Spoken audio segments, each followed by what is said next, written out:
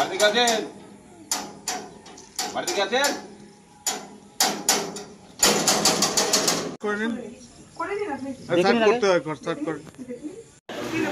আজকে একটা সোর্স ইনফরমেশনের মাধ্যমে খবর পাই যে এই বাড়ির মালিক হচ্ছে তারিক গাজী এবং তার সাথে থাকে তার ওয়াইফ নীরা বিবি এবং নীরা বিবির যা মর্জিনা। তো এদের বাড়িতে হিরোইনের কারবার হয়, সেই খবর আমাদের কাছে সোর্স ইনফরমেশনের মাধ্যমে ছিল এবং অ্যাকর্ডিংলি আমরা এখানে রেড করে এদেরকে আমরা হাতে নাতে মর্জিনা এবং নীরা বিবিকে পেয়ে গেছি। কালু তারিক গাজীর যে আছে সে পলাতক আছে এবং একটা যে হিরোইনটা নিতে এসেছিল সাহির আনোয়ার, এই তিনজনকে আমরা হাতে নাতে ধরে ফেলি এবং আনুমানিক 325 গ্রাম হিরোইন আমরা উদ্ধার করি। আচ্ছা, এর বাজার মূল্য কীরকম?